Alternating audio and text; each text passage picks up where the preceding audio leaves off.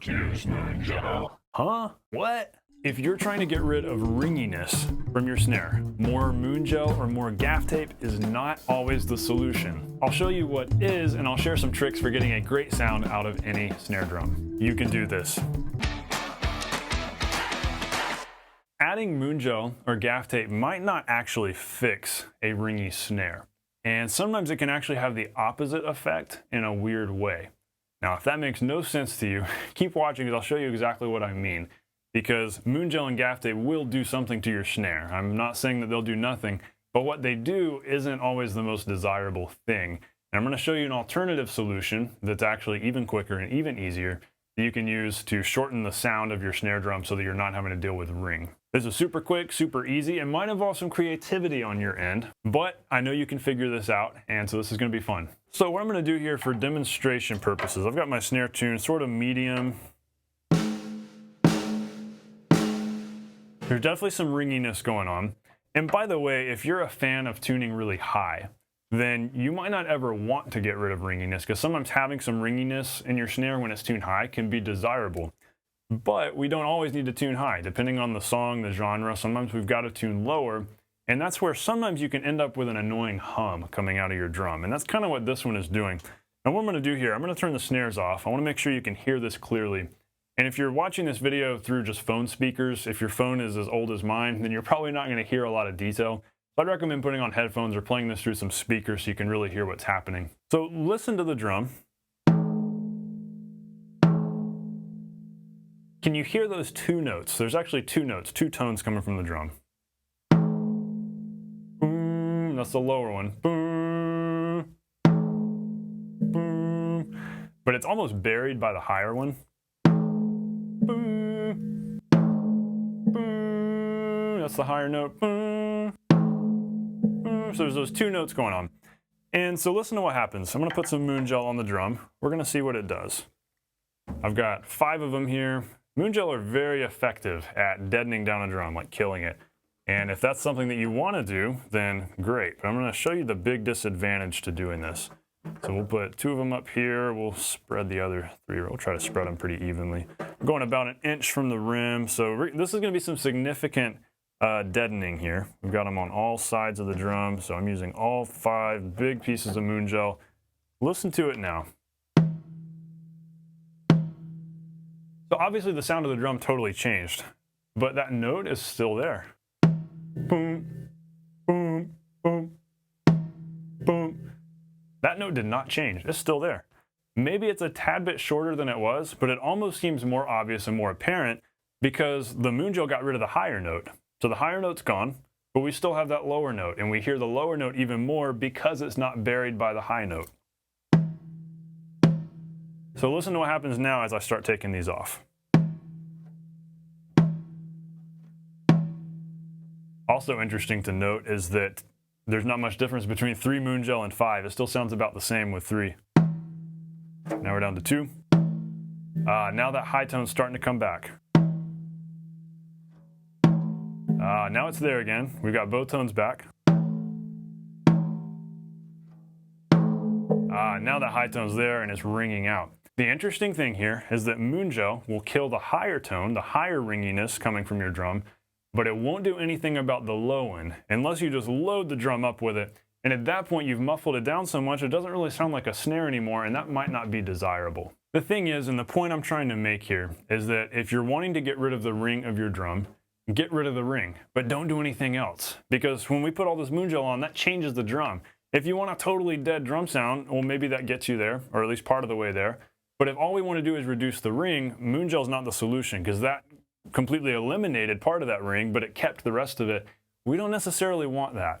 So here are some things you can do to actually get rid of ring and make your drum sound better without using the Moongel or the gaff tape, because basically the same thing would happen with gaff tape if we loaded it up with tape. Step 1, you could tune your drum higher. You could take a couple of the side lugs and tune it up, because if you do that, that's going to take that higher note and bring that up a little bit, which will continue to help bury the lower note. That's kind of a concept you want to keep in mind here. If you're hearing those 2 tones from your drum, the high tone can often bury the low tone, and the high tone is often more desirable than the low tone.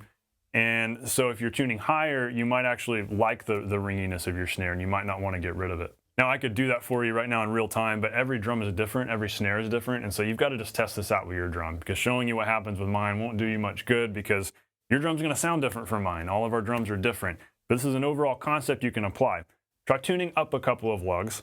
Alternatively, if you want it tuned really low, just do the old trick of detuning a couple of lugs completely so that it kills the drum and you've got that dead thud kind of sound, because that'll work too. You basically cut off the drum's circulation, and so you've just got that low sound. But sometimes we don't want to tune higher, sometimes we don't want to tune lower. So what do we do if we like the tuning we're at and maybe we want to switch back and forth between lots of ring and no ring?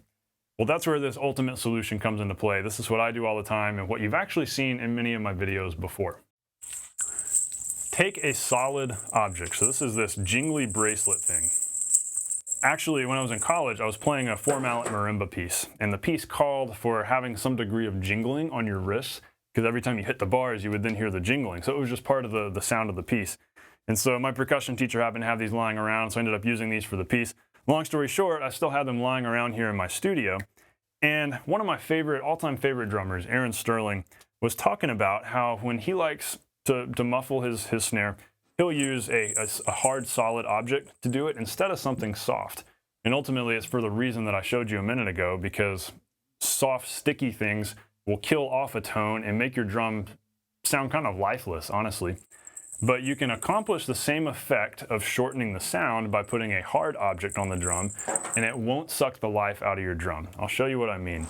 So I just loop some tape around this, and I'll gently stick the tape onto one of the lugs so that it's not even touching the shell of the drum. So it's just gently resting here. It stays in place. Now here's what's really cool. Because this is loosely resting on the head, every time I hit the drum, it bounces up a little bit. It jingles a little bit. You might hear some of the jingle through the mic. Most of the time you don't if I'm hitting hard. But the point is, when I hit the drum, this bounces up, the drum resonates, both tones, all the life, all the niceness of the drum, full frequency. We hear it, and then this drops back down and it shortens it. So rather than killing an entire tone and wiping out half the frequency of the drum, we still have all the frequency there, and it sounds great, we're just shortening it. Because ultimately, here's what you gotta remember. Most of the time when you're wanting to get rid of a ringy sound with your snare, it's not that you don't like the ring, it's that you don't like how long the ring goes. Think about it. You don't dislike that nice tone that your drum has, you just don't want that tone to go boom and last until the next backbeat, because that's annoying and it's hard for engineers to handle. So doing this shortens the ring and basically fixes our problem. No Moongel required, no gaff tape. This solves it. Now the cool thing here is that the harder I hit the drum, the more of all that tone we hear. Because when you play a rim shot, you're pulling the maximum amount of tone out of your snare, because you've got all the ringiness of a rim shot with all the attack, all this stuff going on, and this preserves that. And when I hit it that hard, because of all that motion on the head, it bounces this up, we hear everything, it bounces back down. Now if I'm playing more lightly, basically the light playing is actually a little more dead because this is staying on the drum, and so it's immediately shortening it. So we don't have any ringiness when playing lightly, which can be really nice if you want to have more articulate doubles. We want to tighten up the snares a little bit.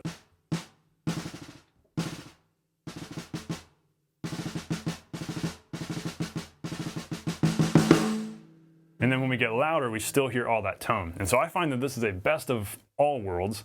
When I'm playing quietly, it solves the issue, makes everything clean and articulate. And when I get loud, we still have all the tone. And it sounds great. It sounds like a snare drum without killing off tone. Now, you might be like, Steven, I don't have a jingly bracelet in my studio, and there's not one of these in my house anywhere, and I don't know where to find one. Honestly, I don't know where to find one either, but this is where you got to get creative. So the point is, find a solid object, something that's metal or wood, and have that be the thing that rests on your drum. Not something soft and sticky that sucks tone and sucks life out of your drum. Let it be something solid that just shortens the tone. So first off, you could find a pencil. You could tape a pencil to your drum. You could tape a tuning key to your drum. Any number of things you got lying around your house, your practice room, just tape those on there. But I really like the concept of it being loosely sitting on there so it can bounce up and bounce back down, because it's like a gate. It opens, we hear the sound, it closes, shortens the sound. That's beautiful. I really like that. And so see if you can emulate that. Maybe take some nails or some pieces of metal or some quarters. You could actually, so here's two ideas. You could take some nails, line them up on a piece of gaff tape. So tape a bunch of nails together, and then tape one end of the gaff tape here on the side. You've got the nails resting on here. It pops up when you hit the drum. Cool. Or maybe a little bit simpler and not involving sharp objects. Take some pocket change, just take some quarters, whatever, maybe dimes because they're smaller. But any metal coins, tape those onto some gaff tape. Basically string them together, stick them together, however you want to do that, and then have that laying on there. So basically you have metal that's laying on the head with a piece of tape, so it's all stuck together. So when you hit the drum, they pop up, gate opens, closes back. So get creative with it. That's just 2 ideas with household items. Go find anything around your house. And the best part of this is it's so simple and so easy. I can easily say, you can do this, go do this. Find a way, find a creative solution to this around your house, around your studio. Piece together something that accomplishes exactly this. And then share with me what you do. Email me some pictures because I'd love to see what kind of solutions you guys come up with to shortening the decay of your snare. Hey, if you enjoyed this video and it helped you out, be sure to subscribe before you go. And also check out the free e-guide in the description below, 5 steps to learning any song in under 60 minutes. If you're playing gigs, if you've got to learn set lists with a cover band, or you're playing in church every week and you've got new songs to learn, this method teaches you a repeatable process. You'll always know where to start with every song. This works for every song. Go check it out. It's yours, totally free. Thanks everyone for watching. I will see you next week. Stay glam. Why do I always say stay glamorous? Stay non-glamorous. Thanks everyone for watching. I will see you next week. Stay non-glamorous.